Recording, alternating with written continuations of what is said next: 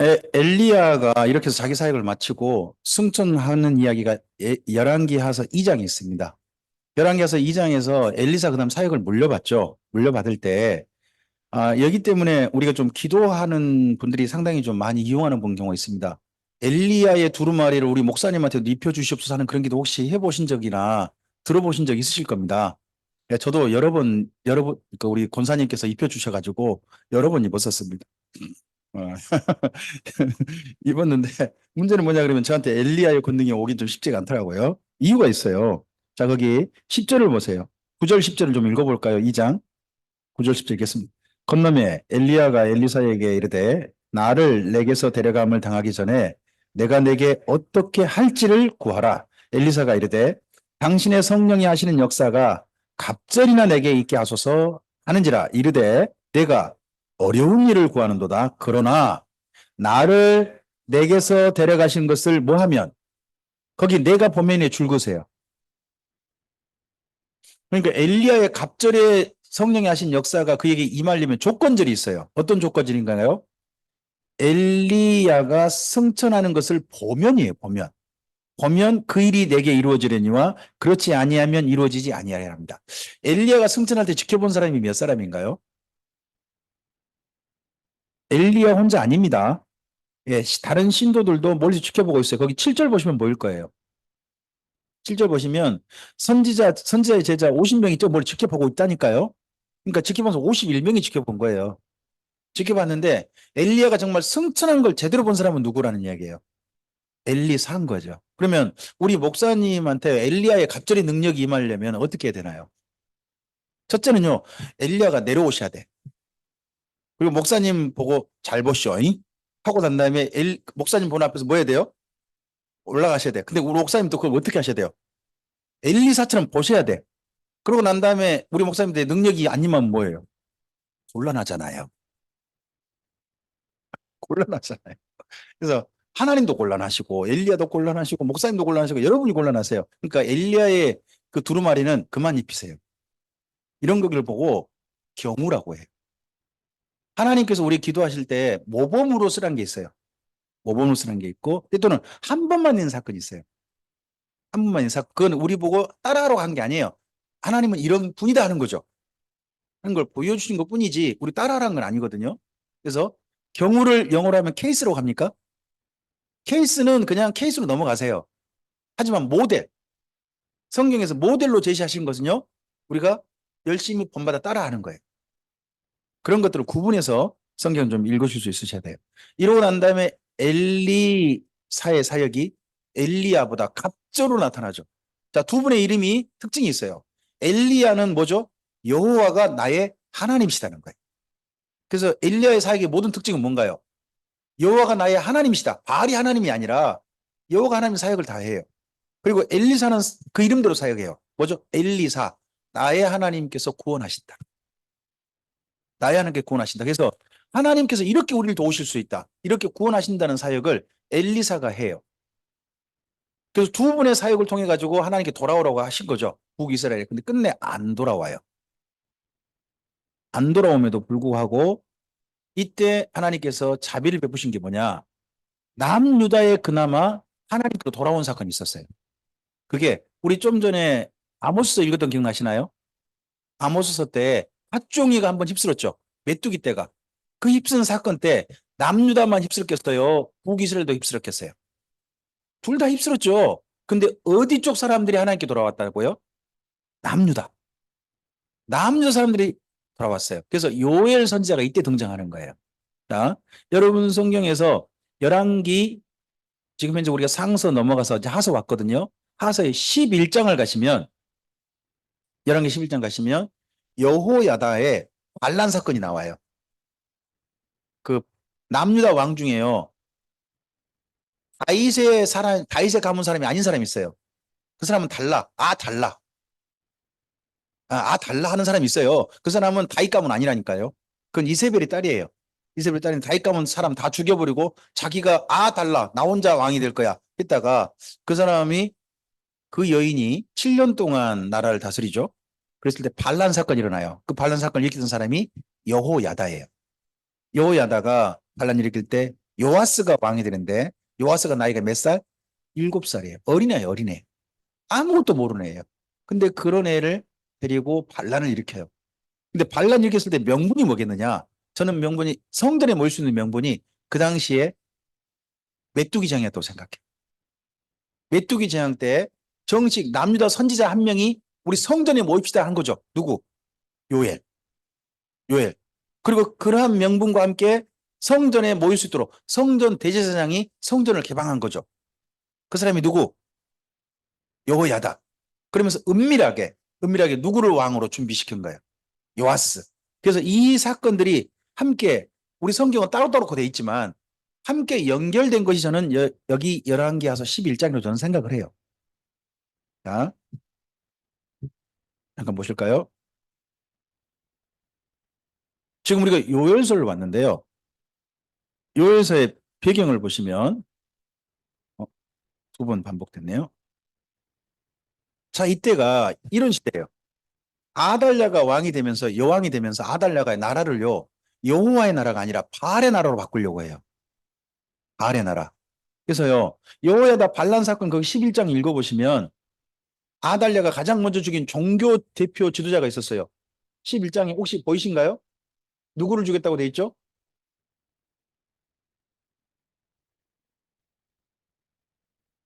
쭉 보시면 18절에 누구를 죽여버려요? 제사장 mat단을 죽였다고 그러잖아요. 이 제사장 mat단이 어디의 제사장이에요? 바알 제사장. 그러니까 아달랴가 7년 동안 바알의 나라로 바꿔버린 거예요. 이거에 대해서 여호와의 성전에서 섬겼던 그러니까 레이지파 사람들이 반란을 일으킨 거죠. 반발한 거죠. 그런 사건으로 이때 함께 온 거고 그다음에 두 번째 국정이 혼란됐죠.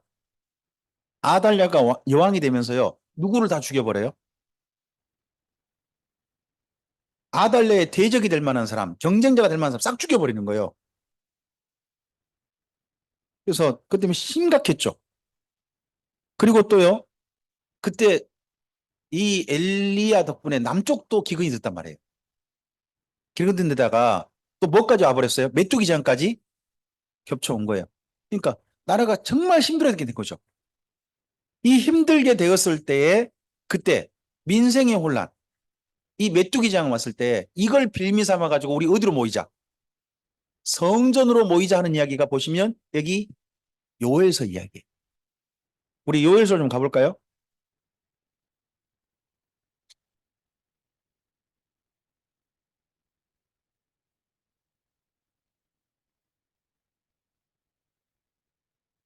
요엘서 1장을 보세요.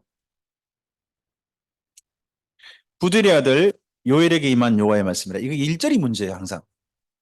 1절에서 어느 시대 사람인지 어느 나라 사람인지 이야기하면 좀 읽기가 편하거든요. 근데 시대를 말하지 않고 있잖아요. 그러다 보니까 요엘 이야기는요. 이때 좀 일찍이 이렇게 저처럼 그 요아스 왕이나 이때 좀 읽기도 하고요. 또는 정반대로요.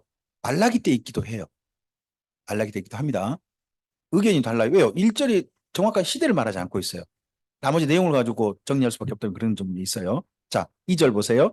늙은 자들아 너희는 이것을 들을지어다. 땅의 모든 주민들아 너희는 귀를 기울일지어다. 너희 날에나 너희 조상들의 날에 이런 일이 있었느냐 하고 2절에 말합니다. 그러면 2절에서 보면 뭔가 큰 일이 벌어진 거죠. 이 요엘이 살고 있는 땅에 뭔가 큰 일이 벌어진 거예요. 이전에 경험하지 못한 그런 일이 벌어진 거죠. 그래서 너희는 이 일을 너희 자녀에게 말하고 너희 자녀는 자기 자녀에게 말하고 그 자녀는 후세에 말할 것이다. 두고두고 이야기할 만큼 큰 일이 벌어진 거예요. 뭔가. 보통은요. 선지자가요. 일이 벌어지기 전에 나타나요. 하나님이 이런 일을 하실 거니까 그 전에 돌이키시오. 이런 말을 한단 말이에요. 근데 요엘 선지자는 언제 나타났어요? 일이 벌어나고 난 다음에 나타났어요. 이 일이 어떤 일이냐? 4절이에요. 4절 읽어주세요. 밭중에 남긴 것을 메뚜기가 먹고 메뚜기가 남긴 것을 느치가 먹고 느치가 남긴 것을 황충이 먹었다고 합니다. 여기 팥중이란 말은 제가 히브리어로 좀 해드릴게요. 가잠이라는 말로 돼 있어요. 가잠. 바닷가 가자미 바다에 있는 저 가자미 생각하시면 안 되고요. 가자미고요. 그다음에 메뚜기 있잖아요. 그 말은 아르베라는 단어고요. 그리고 느치라는 말 있죠. 느치라는 말은 엘레크라는 단어예요. 엘레크. 그리고 황충이라는 말 있죠. 황충은 하실이에요, 하실. 근데 이게 뜻이 뭐냐? 팥중이는 가장 이건 어린 메뚜기를 말해요. 어린 메뚜기. 그리고 아르베는 그냥 메뚜기예요. 메뚜기. 그리고 엘레크는요, 또 어린 메뚜기예요. 그리고 하실은요, 또 메뚜기예요, 그냥. 이거 말을 어떻게 한 거예요? 어린 메뚜기, 메뚜기, 어린 메뚜기, 메뚜기 이 말을 반복해 준 거예요. 다만 메뚜기에 대한 용어가 좀 여러 개인 거죠. 우리는 메뚜기 그러면 뭐만 떠올라요? 메뚜기죠. 팥중이 메뚜기 그러면 두 개 같은 걸로 느끼세요? 다른 곤충으로 느껴지세요? 다른 걸로 느끼잖아요. 황충과 메뚜기 같아요, 틀려요? 우리 어감에. 뭔가 다른 것 같잖아요. 근데 다 사실은 전부 다 메뚜기 떼라는 이야기인데 이스라엘 민족은 각각 네 개의 언어나 되는 거예요, 이게. 그래서 메뚜기 떼가 습격했다는 거죠. 메뚜기 떼. 앞서서 우리가 아모스 4장에서 이걸 보셨잖아요. 팥중이의 습격이 있었다 하는 것을 이때 말씀했어요. 자, 이러다 보니까 이 큰 재앙이 어느 정도 됐냐 그러면 거기 7절 읽어보시면 읽어볼까요? 그들이 내 포도나무를 멸하며 내 무화과 나무를 긁어 말갛게 벗겨서 버리니 이 모든 가지가 어떻게 되었다? 하얗게 되어버렸다. 아, 이렇게 말을 해요. 나무들이 다 바뀌어졌대요. 그래서 이제 우리 어디서 모이자? 8절 이하가 어디서 모이자고 하는 거예요? 성전에서 제발 우리 모이자. 지금 성전에 드릴 재물도 없다. 하고 이야기하는 거죠. 그러면서 거기 11절, 12절을 읽어보시면 첫째는 밭에 밀보리가 없어졌다 그러죠. 밭에 밀보리가 없고 그리고 과일나무 있죠. 과일나무. 거기 12절 보면 온갖 과일나무가 다 시들어 버렸대요. 왜요? 기근 영향도 있고 거기다 메뚜기 떼가 입이란 건 파먹어버린 거죠. 나라가 이제 쑥대밭이 돼버린 거예요. 완전히. 그러니까 우리 어디서 모이자. 13절 다시 한번 반복합니다. 우리 어디서 모이자. 성전에서 모이자. 전부 다 성전으로 모이자고 소집하자. 명분이 되죠. 전부 다 함께 우리 좀 성전에서 만납시다. 명분이 됩니다. 명분이 돼서 전부 다 오라고 합니다. 또 거기다가 한 가지 더 사건을 말하죠. 17절 이하 보세요. 17절 이하 보시면 그동안에 이 메뚜기장과 함께 있었던 다른 재앙을 이야기하죠. 뭐예요? 씨가 흙덩어리에 썩었대요. 창고가 비었고 곡간이 무너져서 곡식이 시들었다고 해요. 씨가 흙덩어리 아래에서 썩어지는 건 어떤 경우죠? 어떨 때 이렇게 되는 거예요? 예, 씨를 뿌렸는데요. 물기가 없는 거예요. 그러니까 뿌리 났다가 그냥 그 속에 썩어버리는 거예요. 기근이요, 기근. 그러니까 기근도 겹친 데다가 뭐도 있고 거기다가 메뚜기장도 오고 거기다 하나가 더 있어요. 거기 19절 보시면 또 한 가지 장 뭐가 또 겹친 것 같죠? 자연발화. 산불이 나버렸나 봐요. 산불. 너무 날씨가 덥고 건조하면 산불 나잖아요. 자연발화. 저 작년에 호주 호주가 엄청난 산불에 시달렸잖아요. 캐나다도 그랬던가요? 캐나다도 그랬던가요? 산불 때문에 그랬잖아요. 우리나라도 강원도 쪽에 산불 때문에 심각했잖아요. 이게 가물어가지고 자연발화가 돼버린 거죠. 그럼 나라 안이 어떨까요? 이 자연재해로 말미암아 쑥대밭이 돼버리는 거죠. 쑥대밭이. 그런 상황에서 선지자가 요청한 게 뭐예요? 다시 이 장에 다시 한번 요청해요. 뭐 하자고요? 우리 성전에서 모이자는 거예요. 성전. 지금 계속 반복적으로 이야기하고 있죠. 우리 어디서 모이자? 성전서 모이자. 성전서 모이자. 성전서 모이자. 계속 반복하고 있어요. 더 이 메뚜기장 1차 재앙이고 또 2차 재앙 또 있다 또 이거 하고 모이자고 하는 거예요. 이 말 듣고 사람들이 모였을까요? 안 모였을까요? 아, 모일 수 있는 명분이 됐으면 모였겠죠. 남유다는 모였다는 이야기예요. 모여서 이들이 모이면 그래도 어떤 일이 있겠다. 12절 보세요. 12절부터 14절 읽어봅니다. 2장 12절 14절 여호와의 말씀에 너희는 이제라도 금식하고 울며 애통하고 마음을 다하여 내게로 돌아오라 하셨나니 너희는 옷을 찢지 말고 마음을 찢고 너희 하나님 여호와께로 돌아올지어다. 그는 은혜로우시며 자비로우시며 노하기를 더디하시며 인애가 크시사 뜻을 돌이켜 재앙을 내리지 아니하시나니 주께서 혹시 마음과 뜻을 돌이키시고 그 뒤에 복을 내리사 너희 하나님 여호와께 소제와 전제를 드리게 하지 아니하실는지 누가 알겠느냐. 우리 지금이라도 하나님의 성전에 함께 모여서 하나님께 금식하고 기도하자. 하나님의 자비를 구하자. 긍휼을 구하자. 혹시나 하나님께서 우리한테 은혜를 베풀 수 있다. 선지자의 말을 제가 잘 읽어보니까요. 확실이란 말을 안 써요. 선자들은 하나님께 구하고 난 다음에 마지막 결재권은 누구한테 맡겨요? 하나님께서 혹시나 그럴지 모른다는 거. 혹시나. 확실이라고 이야기한 적이 없어요. 혹시나 뭐 이럴지 모른다. 하면서도 이거 우리 이렇게 하자는 거죠. 우리 할 일은 최선을 다하고 그 다음은 하나님께 맡겨드리자 하는 것이 이분들의 이야기예요. 그러고 나면서 그분이 원하는 게 뭔가요? 18절 이하죠. 이렇게 했을 때 하나님께서 어떻게 줄 것이다. 우리가 기대하는 게 뭐예요? 그 땅에 비가 오는 거예요. 그리고 메뚜기 장이 물러가는 거죠. 이런 일이 있게 되지 않겠냐 하는 거예요. 그리고 난 다음에 21절이요. 현재형이에요. 현재 완료형이에요.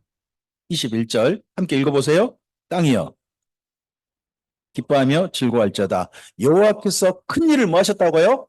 행하셨음이로다. 그러니까 여기 20절과 21절 사이에는요. 간격이 있는 거예요. 20절까지는 모이라고 한 거고 실제 모였던 거죠. 모여서 하나님의 큰 일을 드디어 맛봤어요. 21절 뭐가 온 거예요? 비가 온 거예요. 자, 여호와스를 왕으로 세우는 반란이 있잖아요. 여호야다의 반란이 이때 있었다면 생각해 보세요. 있었다면 여호야다의 반란이 하나님의 뜻이다 하는 하나님의 표징이 뭐였을까요? 거룩한 표징이 비가 오는 거였을 거예요. 메뚜기장이 남유다 땅에 그치는 거였어요. 우리가 한 일이 정당하다. 하나님의 뜻이었다 하는 것에 표징이 되었을 거예요. 그렇게 해서 다시 싹을 낼 거라는 거죠. 다시 열매를 맺을 거라는 거죠. 자, 그러니까 앞으로 이제 우리 어떻게 하자. 자, 23절 보세요. 23절과 24절 읽어보겠습니다. 시온의 자녀들아 너희는 너희 하나님 여호와로 말미암아 기뻐하며 즐거워할지어다. 그가 너희를 위하여 비를 내리시되 이른 비를 너희에게 적당히 주시리니 이른 비와 늦은 비가 예전과 같을 것이라. 예전과 같단 말은요. 기근 이전. 기근 이전처럼 다시 회복될 거라는 거죠. 우리나라의 지금 현재 그 기후는요. 예전으로 회복되기는 처음에 글렀는지도 몰라요. 점점 달라지고 있어요. 그렇잖아요.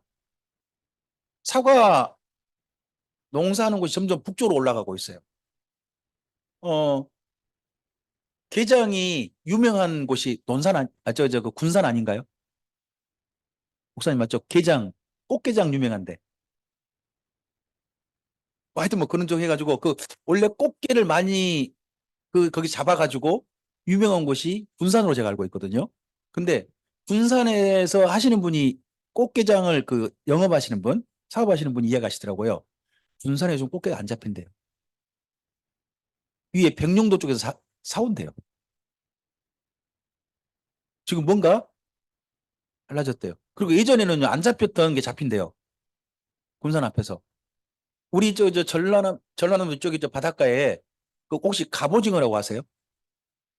등에 큰 뼈가 있는 그 오징어 있잖아요. 그게 원래 서해안 쪽에 없대요.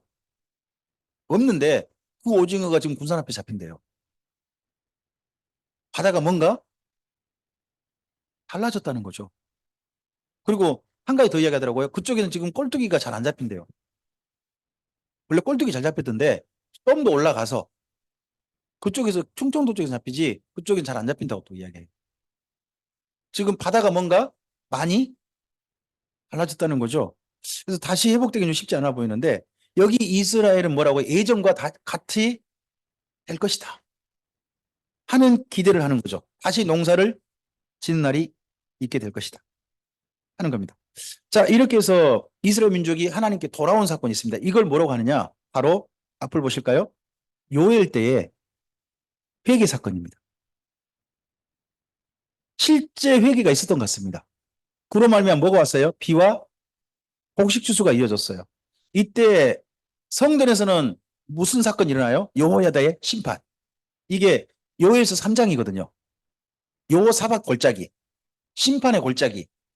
실제 아달랴를 죽이고 그리고 아달랴가 만들었던 그 바알의 나라 그걸 완전히 심판하고 여호와 하나님의 나라로 돌이킨 사건이 이때 있게 되죠. 이때 있게 돼서 실제 그때 여호야다의 심판이 있었을 걸로 보입니다.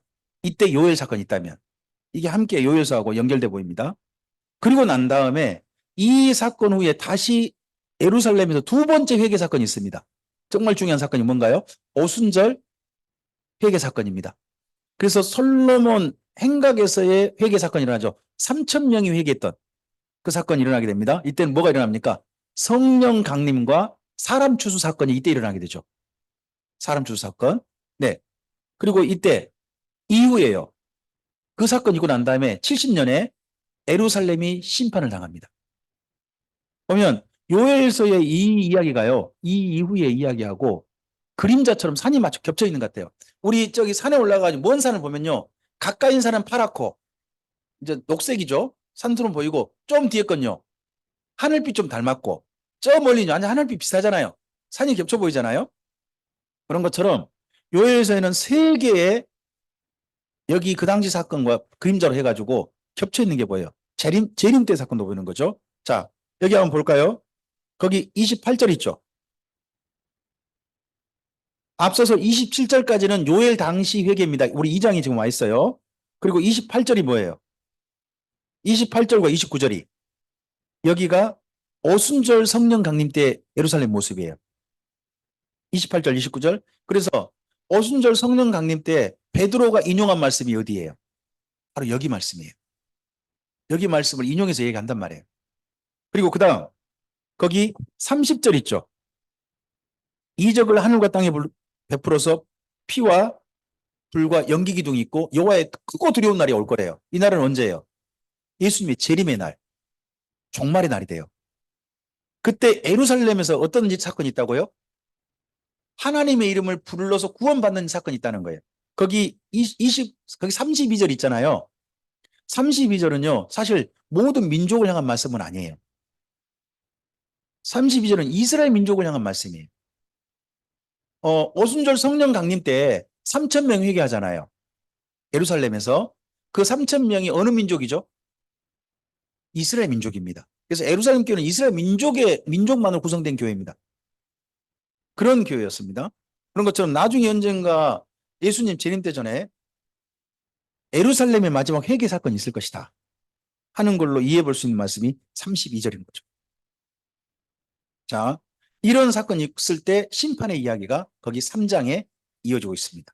남유다는 이렇게 그나마 뭐 했다는 겁니까? 회개했다는 겁니다. 회개하고 돌이키니까 이 덕분에 뭐가 멈췄고 가뭄이 멈췄고 또 메뚜기 재앙이 올라갔다 하는 내용이 이때 요엘서와 함께 읽을 내용들입니다. 하나님께서는 언제든지요 자비를 베푸시고요 사랑을 베푸실 그런 마음이 의지가 있으십니다. 그래서요 여러분 요엘서 읽으면서 우리 꼭 기억할 게 있습니다. 세상에 재앙이 온다면 재앙이 임한다면 누구 탓입니까? 사람 탓입니다. 세상이 평안하고 복되는 일이 온다면 누구 탓입니까? 왜 하나님 탓입니까? 우리 탓이지. 하나님께서 우리에게 베푸신 은혜인데.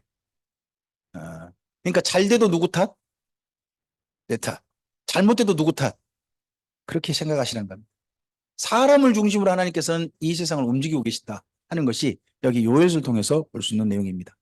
이러한 사건이 있고 나서 남유다가 이렇게 숨 돌릴 때 북이스라엘 사건이 벌어집니다. 그게 뭐냐 그러면 예후의 반란입니다. 예후의 반란입니다. 그래서 우리 지금 열왕기하서 11장 왔죠. 11장 넘어가서 12장 넘어가면 어떤 사건이 있나요? 열왕기하서 12장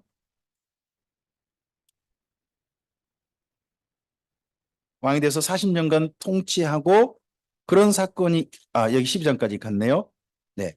그리고 난 다음에 13장 넘어가면 엘리사가 죽죠. 그 전에 이미 반란 사건이 일어났네요. 9장인가요? 네,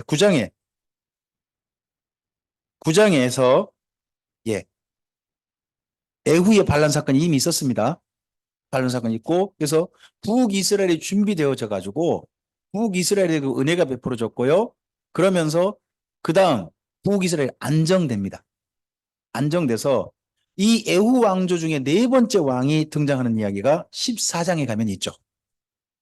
14장 우리 좀 가겠습니다. 23절 있습니다. 23절부터요. 네. 29절까지 좀 읽어주실까요? 유다요.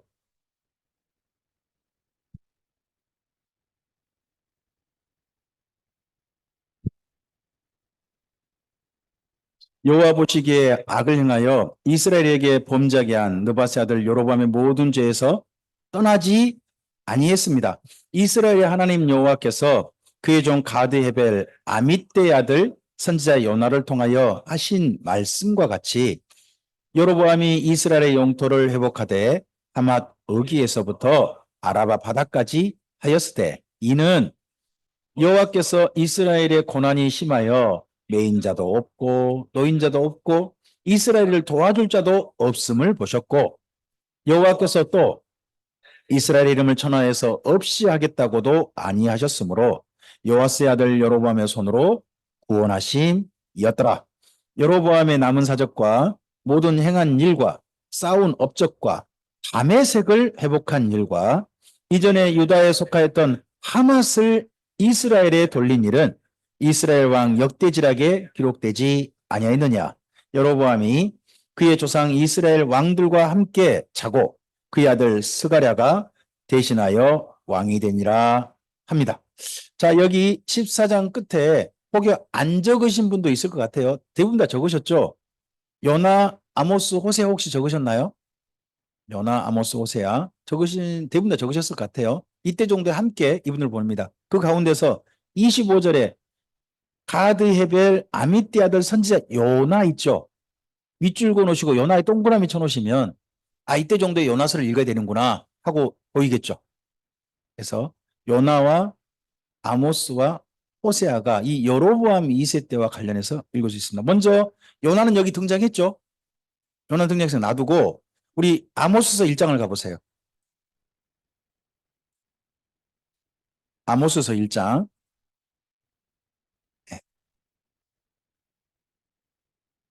1장 1절 보실까요? 네, 그 왕 이름을 잘 봐보세요. 읽겠습니다. 유다 왕 우시아의 시대 곧 이스라엘 왕 요아스의 아들 누구? 여로보암의 시대 지진전 2년에 두구와 목자 중 아모스가 이스라엘에 대하여 이산호 받은 말씀을 하지 않습니까? 북이스라엘 왕 이름을 누구로 말해요? 여로보암. 요아스의 아들 여로보암이 바로 열왕기하서 14장에 있는 여로보암입니다. 그래서 여기 뭐 1장 1절 위에다가 왕하 14장이라고 써놓으셔도 그럼 비교가 서로 연결되겠죠? 네. 여기 하시고 그리고 호세아서 1장을 또 가보세요. 호세아서 1장 1절입니다. 네. 조금 앞으로 가셔야죠. 네. 호세아서 1장 1절. 함께 읽어볼까요? 우시야와 요담과 아하스와 히스기야가 이어 유다 왕이 된 시대, 곧 요아스의 아들 여로보암이 이스라엘 왕이 된 시대에 두엘의 아들 호세아에게 임한 여호와의 말씀이라 그럽니다. 남유다 왕 중에 히스기야까지 가죠. 그리고 난 다음에 북이스라엘 왕은 누구만 이야기해요? 요아스의 아들 여로보암을 이야기하지 않습니까? 그러면 여기도 1장 1절 위에다가 왕하 14장이라고 써놓으시면 그죠? 서로 연결해서 읽을 수 있는 이야기가 되겠죠.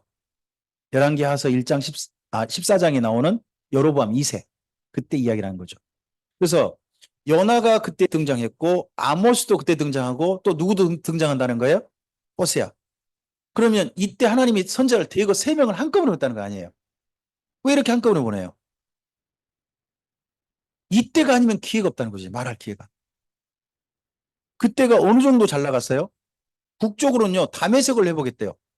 다메섹이 어느 나라 수도죠? 아람. 아람의 수도를 먹어버렸대요.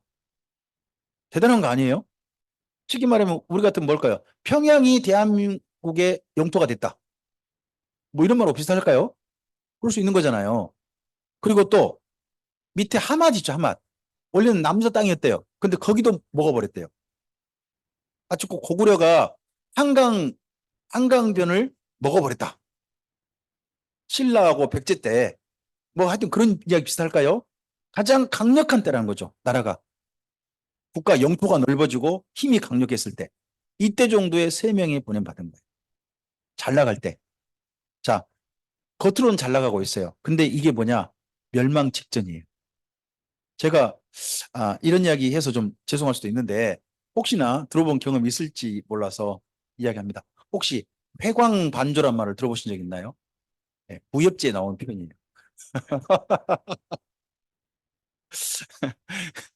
이런 이야기 언급하면 집사람들 많이 혼났는데 하여튼 좀 이야기 비슷하게 할게요. 회광반조가 뭐냐 그러면요. 죽기 직전에 사람이 약간 소생한다는 거예요. 죽기 직전에 조금 소생해가지고 뭔가 이야기하고 죽는다. 그러니까 해강반조가 나타나면 곧 죽는다는 징조 중에 하나로 봐요. 근데 저는 비슷하다고 생각되는데 저희 집사람이 할머니께서 어, 요양병원을 상당히 오래 지내셨어요. 근데 지내실 때 넘어지셔가지고 뇌에 물이 차셨어요. 물이 차니까 그 다음에 사람들을 못 알아보고 한 5년 동안 저희가 계속 찾아뵀는데 사람들을 못 알아보셔요. 근데 돌아가시기 하루 전날 마지막으로 가족 중에 마지막으로 할머니를 뵌 이가 저희 부부였어요. 마지막으로 뵌 게. 근데 할머니께서 그전에는 보면요. 사람 쳐다보면 그냥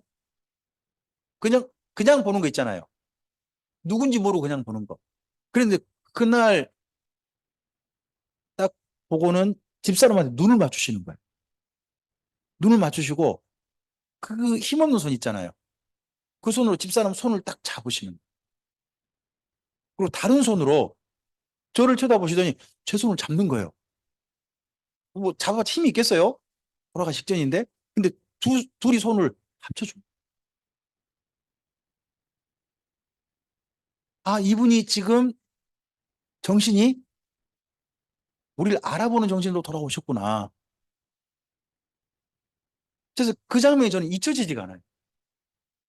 두 사람 손을 그렇게 합쳐주셨던 장면이. 말씀도 못 하셨어요. 이미 돌아가시 직전이니까 언어도 못 하시고 그냥 그렇게 하시고 우리를 쳐다만 보셨어요. 근데 집사람이 그때가 할머니가 또 마지막 돌아가실 때 조금 좀 들으실 수 있는 상황이구나 생각이 들어가지고 마지막에 집사람이 예수님, 할머니, 예수님 꼭 붙잡으시고 예수님 의지하시고 그리고 예수님께 맡기세요 하고 마지막 복음을 전하더라고요. 할머니께서 그동안 좀 살아오신 전적이 좀 있으시거든요.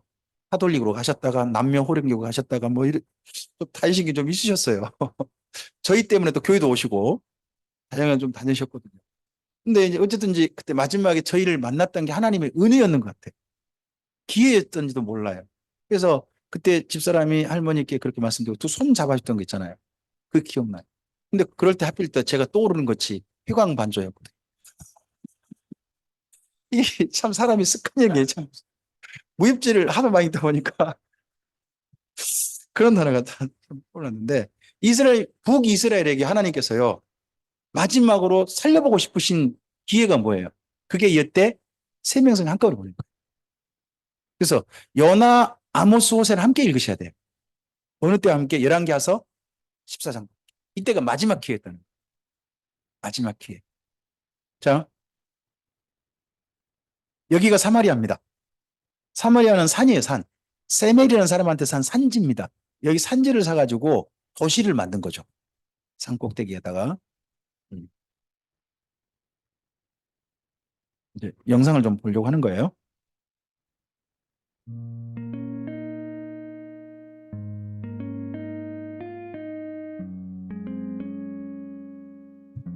이스라엘 땅 가보면요. 산지 훤해요.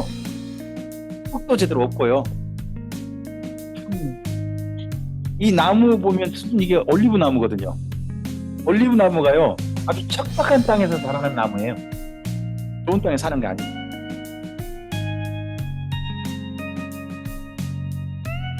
지금도 사람들이 제법 사는 곳이기도 하고요. 이곳은. 그리고 고대 유적지도 남아있는 그런 곳입니다.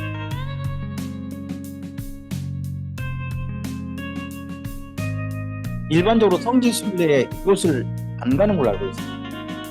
하동산이 다녀오셨습니까? 이거 다녀오셨습니까? 부럽습니다. 여기 웬만하면 안 갑니다. 가볼 데가 너무 많아가지고 이 중에 안 가고 막 그러거든요. 이렇게 접촉시가 크게 형성되어 있는 곳이 사마리아.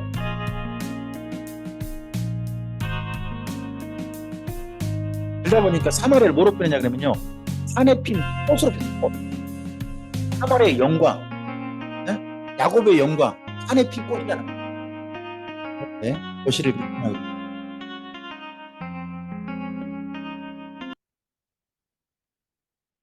이때 보냄받은 선지자가 세 분입니다. 여로보암 2세 때.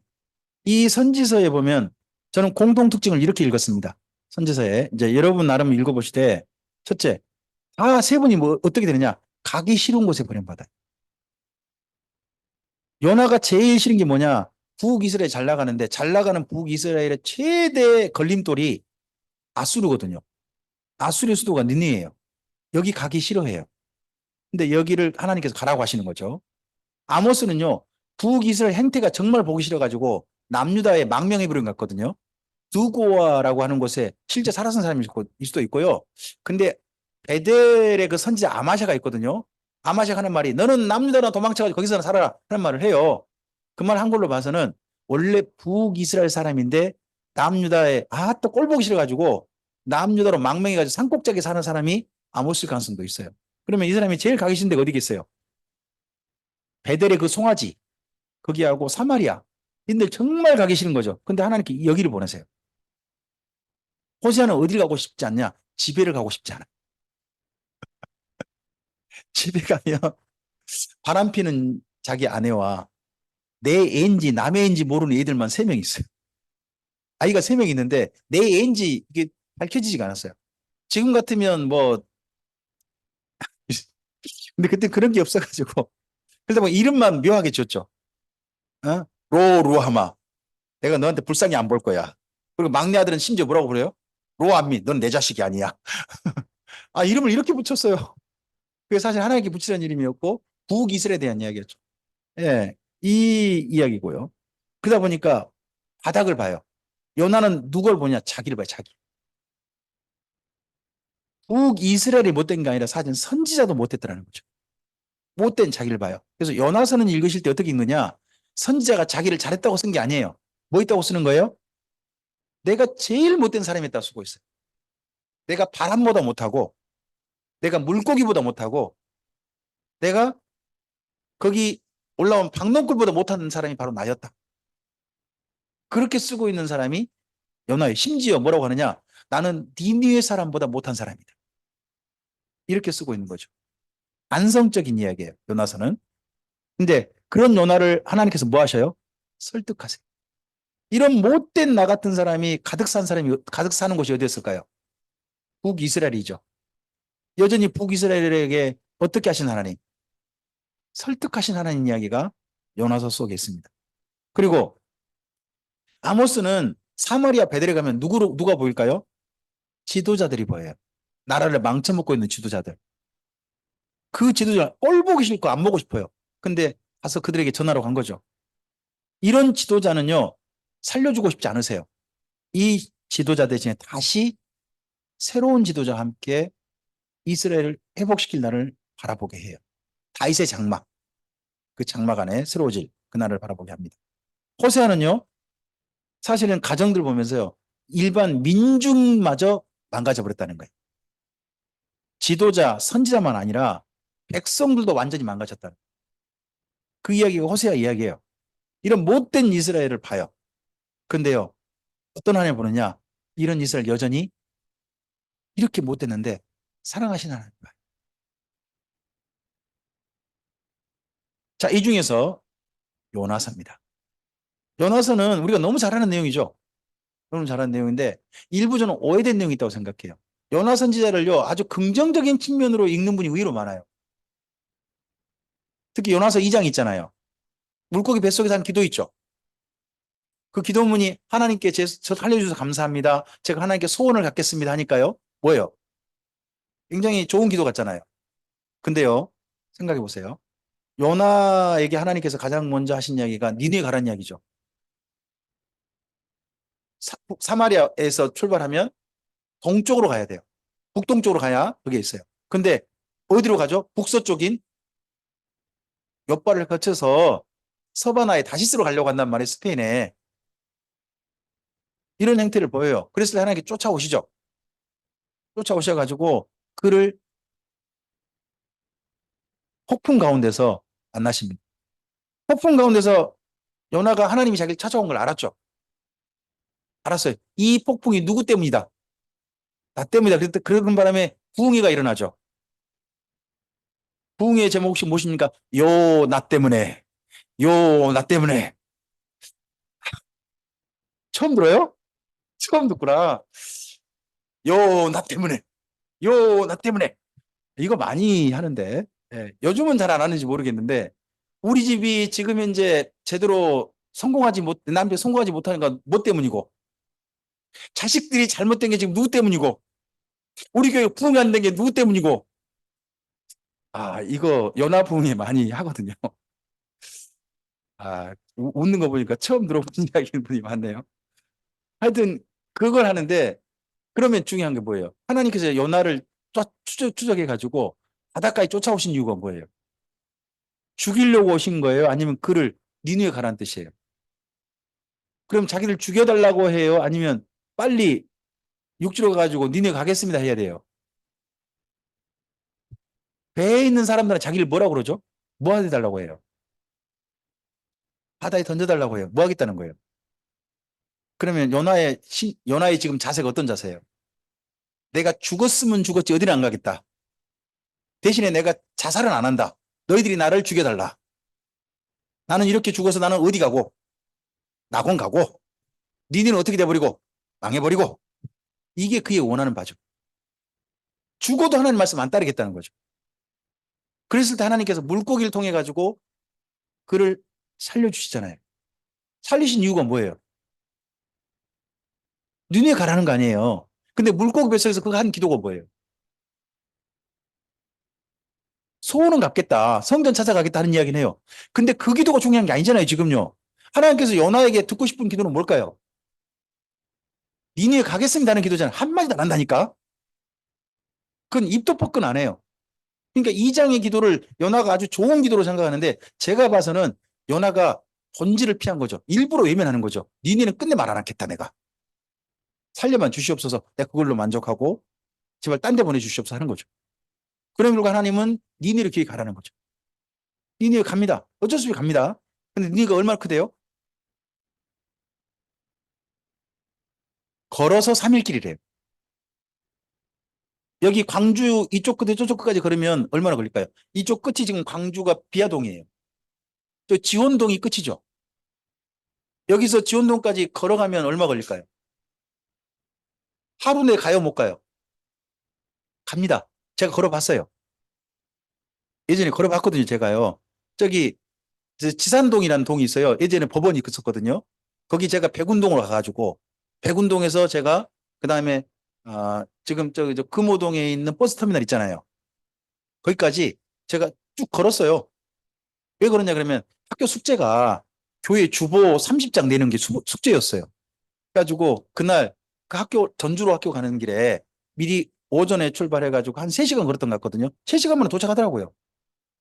그 길이. 그렇게 쭉 걸어가는데 주보 30장 교회 애들 문 닫은 데는 지나가고 문 열린 데 해가지고 30장 모아가지고 터미널 갔거든요. 저 그때 그 경험이 뭐였냐 그러면 충분히 가겠다. 그리고 제 기억으로는 여기 제가 지산동에서 걸어서 걸어서 지원동 그쪽 가면 저기 저 배고픈 다리 지나잖아요. 배고픈 다리 지나가면 산장 있잖아요. 산장이 아니죠. 거기 뭐죠? 정심사. 정심사 절 있잖아요. 거기서 쭉 올라가면 어디 올라가요? 무등산 중봉 가잖아요. 중봉 가가지고 그때 그 새해 첫날 일출 보려고 예전에 많이 갔거든요. 그 지산동에 출발해가지고 그거 하루에 다 갔다 와요. 광주 하루끼리면 다 왔다 갔다 합니다. 심지어 제 생각에는 별로 안 커요. 근데 니네는 얼마나 크다고요? 걸어서 3일 길이래요. 엄청 큰 도시예요. 왜 그런가 봤더니요. 그 당시에 니네만 도시가 아니고요. 이 니네하고 다른 두 도시가 함께 합쳐져 있대요. 세 개 도시가 함께 묶어가지고 뭐라고 불리는 거예요? 디뉘라고 불리는 거예요. 그다음에 큰 도시인 거예요. 그 큰 도시에 가서 전도하는데 며칠 해요? 하루 해요. 뭔 말이에요? 표시만 하는 거죠. 저는 뭐 했습니다? 시킨 대로 했습니다. 저는 시킨 대로 했으니까 하나님 하나님 말씀하신 대로 니네 어떻게 해 주시옵소서. 빨리. 그리고 니네 사람들을 어떻게, 너희들 어떻게 하다가 악이 하나님께 더 상달되게 하거라 제발. 그러다가 너희는 어떻게 되거라. 빨리 멸망하거라. 그래 우리나라 평안히 산다 하는 게 요나의 마음이었나 봐요. 진짜 이렇게 표현해서 정말 요나 선생에게 죄송하긴 합니다만 전도를 개떡같이 한 거죠. 근데 이상하게도 니네 사람들이 그걸 알아먹었다는 게 신기하죠. 술주정하는 가운데서도 술주정하는 상인들 이야기 듣고서도 믿음이 생긴 라합이 있고요. 개떡같이 전도하는 예, 요나의 이야기를 듣고도 믿음이 생기는 하나님에 대한 신뢰가 생기는 니느웨 사람이 있어요. 그러니까 나중에 우리가요 하나님 아버지 앞에 가가지고요 제가 우리 목사님 설교가 개떡 같아가지고 제가 믿음이 안 생겼어요 하는 말은 못한다니까요. 아무리 봐도 진짜 그럴 것 같아요. 그럴 것 같아요. 그런 것도 믿음이 생겼으니까. 어쨌든 그렇게 해서 하나님의 일을 보죠. 여기 니느웨가 정말 회개 사건이 일어나지 않습니까? 일어나는 바람에 하나님께서 뜻을 돌이키십니다. 멸망시키는 뜻을 돌이켰을 때 누가 제일 그거에 대해서 기뻐해야 될까요?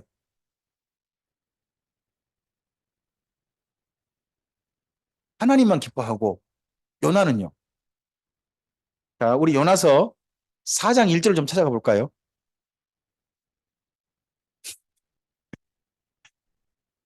요나서 4장 1절을 좀 가죠. 제가 뭐 요나서 내용은 다 아시니까 여기까지 말씀드려도 내용은 어디까지 왔는지 아시겠죠? 네. 4장 1절. 일단은 뭐 3장 10절 읽고 난 다음에 4장 1절을 읽을까요? 3장 10절 먼저 읽겠습니다. 하나님이 그들이 행한 것 곧 그 악한 길에서 돌이켜 떠난 것을 보시고 하나님이 뜻을 돌이키사 그들에게 내리리라고 말씀하신 재앙을 내리지 아니하시니라. 그 반응을 보고 그다음에 4장 1절 뭐라고요? 요나가 매우 싫어하고 성내면서 그다음 뭐라고 하나요? 여호와께 기도하여 이르되 여호와여 내가 고국에 있을 때에 이러하겠다고 말씀하지 아니하네. 저 때문에 이 니네가 회개하면 어떻게 됩니까? 제발 회개하지 말고 그냥 망해야지. 혹시나 저 때문에 그쪽 하나님께 돌이켜 와가지고 하나님께서 안면시키고 일나는 건데 저는 세상 역적됩니다. 우리나라의 최고 역적되는 거 아닙니까? 그러므로 내가 빨리 다시스로 도망하였사오니 주께서는 은혜로우시며 자비로우시며 노하기를 더디하시며 인애가 크시사 뜻을 돌이켜 재앙을 내리지 아니하시는 하나님이신 줄을 내가 알았습니다. 자, 이 말이 정말 좋은 표현이죠. 주께서는 은혜로우시고 자비로우시고 노하기를 더디하시고 인애가 크시사 뜻을 돌이켜 재앙을 내리지 아니하시는 하나님. 이거 좋은 표현인가요? 안 좋은 표현인가요? 그럼 요나가 이걸 지금 좋게 말한 걸까요? 하나님을 비꼰 걸까요? 세상에 은혜 베풀 데가 없어가지고 이 니니에 같은 사람들 은혜를 베풉니까? 우리나라 같으면 이럴 수 있잖아요. 아니 그런 사람들 얼굴은 실명 공개하고 얼굴도 다 보여줘야지. 세상에 그런 사람이 뭐 국가에서 인권 있다 그래가지고 얼굴도 가려주고 이름도 가려주고 이게 뭔 짓거리야 이게. 가끔씩 이렇게 화날 때가 있잖아요. 여러분 화가 안 나는데 저런 화가 날 때가 있다고요. 하여튼 그럴 때가 있어요. 아니 은혜 베풀 때가 그런 데 베푸냐는 거죠. 세상에. 아무리 하나님이 은혜로우시다 한다 할지라도 이스라엘 민족에게나 베푸시지. 아무리 세상에 그런 은혜를 니네 사람한테 베푸시오. 하고 화가 나버린 사람이 누구? 안 망한 거 보고 화가 난 사람이 요나 있다 그러면 그럼 좀 생각해 보세요. 요나가 여기 하루 전도하고 난 다음에 오래 있었어요? 짧게 있었어요? 그가 말했거든요. 40일이 지나면 뭐가 할 거다. 그러면 적어도 며칠 이상은 있어 봤다는 이야기예요. 40일 이상 버텨본 거죠. 버텨봤는데 어떤 일이 안 일어났어요. 그러니까 성질 난 사람이 누구? 자기 말대로 안 했다고 화하는 사람이 요나예요. 그러니까 요나가 자기를 어떻게 표현하는 거예요? 여기 요나서에서 요나는요. 자기를 좋은 사람으로 표현하는 게 아니에요. 자기가 진짜 못된 사람이었다라고 표현하는 거예요. 내가 이렇게 못된 선지자였다라고 표현하는 거죠. 그래서 실제 바닥은 누구냐? 니니의 사람이 바닥이 아니었다는 거죠. 진짜 인생 바닥. 진짜 나쁜 사람은 누구였다? 나였다. 하는 이야기가 여기 요나의 고백이에요. 그랬을 때 하나님께서 요나에게 박농쿨 잠깐 좀 가지고 살짝 실물 교육 시키시고 난 다음에 그에게 한 이야기가 있죠. 거기 8절 볼까요? 4장 8절입니다. 8절 예 읽겠습니다. 해가 뜰 때에 하나님이 뜨거운 동풍을 예비하셨고 해는 요나의 머리에 쪼임에 요나가 혼미하여 스스로 죽기를 구하여 이르되 사는 것보다 죽는 것이 내게 나으니이다 하니라. 여기 사는 것보다 죽는 것이 내게 나으니다 하는 말이요. 요나의 입에 붙은 말입니다. 거기 4장 3절 혹시 보이시지 않나요? 4장 3절. 사는 것보다 죽는 것이 내게 낫겠습니다. 이분은 조금 좀 하나님께 조금 감정만 상하면 뭐라고 하는 거예요? 못 살겠습니다. 죽여주시옵소서. 제가 죽었으면 좋겠지 못 보겠습니다. 막 이런 이야기를 이분이 좀 많이 했던 것 같습니다. 물론 그 전에 북이스라엘의 행태 꼬라지가 워낙 못 되니까 하나님께 또 이런 말씀을 많이 들었는지도 모릅니다. 하여튼 요나는 그게 입에 붙은 사람입니다.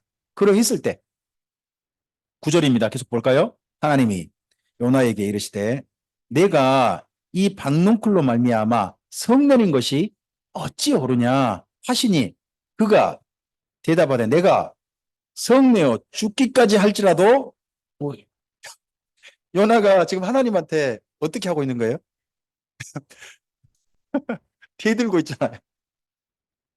요나가 자기를 애의 있는 선지자로 표현하는 거예요? 못된 선지자로 표현하는 거예요? 자기가 이렇게 못된 선지자라고 표현하고 있는 거잖아요. 네. 그랬을 때 하나님께서 하신 이야기가요. 10절 이하 계속 요나를 설득하시죠. 10절과 11절 읽겠습니다. 여호와께서 이르시되 내가 하룻밤에 났다가 하룻밤에 말라버린 이 박농골을 아꼈거든. 하물며 이 큰 성읍 니느웨는 좌우를 분별하지 못하는 자가 12만여 명이요 가축도 많이 있나니 내가 어찌 아끼지 아니하겠느냐 하시니라. 자, 하나님께서요. 내가 이 니느웨 사람 박농골보다 귀하잖아 하고 이야기하면 선지자가 이 다음에 앞서서 분위기 보셨잖아요. 9절 분위기. 이렇게 대들었다면 사실 11절 이하에도 선지자가 대들만 하지 않나요? 아무리 그런다고 은혜 베풀 데가 없어. 그런 사람한테 은혜를 베풀어요. 하고 말을 붙일만 하잖아요. 그런데요. 여기 11절 다음에 선지자가 대들지 않죠. 말을 멈추죠. 우리들은 상당히 여운을 느끼게 해줘요. 이 맨 마지막 하나님 말씀을 딱 듣고 자기 말을 안 해요. 근데 이걸 갖다가 노 목사님 이렇게 표현하시죠. 요나 할 말 없음.